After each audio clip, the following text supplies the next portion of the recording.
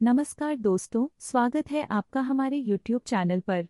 आज की वीडियो में हम भागवत गीता के अध्याय 12 श्लोक 1 के बारे में चर्चा करेंगे। इस श्लोक में भगवान श्री कृष्ण के अद्भुत उपदेशों को समझेंगे।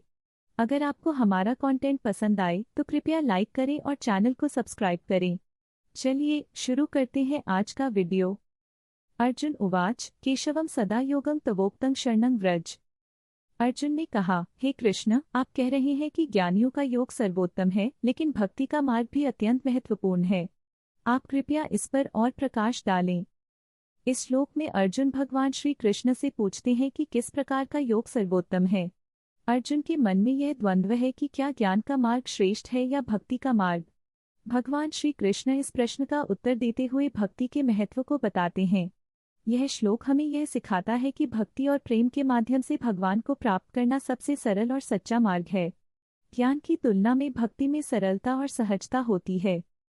एक समय की बात है, एक छोटे से गांव में एक साधारण किसान रामू अपने परिवार के साथ रहता था।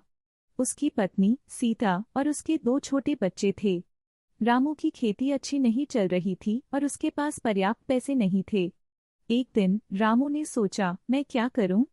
मुझे भगवान की कृपा की जरूरत है।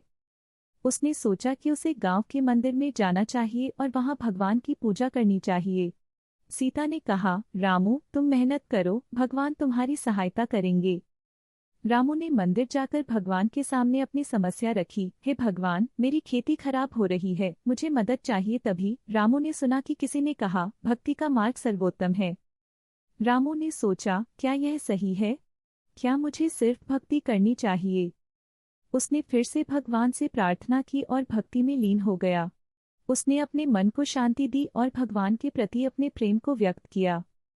कुछ समय बाद गांव में बारिश हुई और उसकी फसल लहलहाने लगी। रामू ने देखा कि उसकी भक्ति ने उसे सच्ची सफलता दी। उसने सीता से कहा, देखो, भक्ति का फल कितना मीठा है।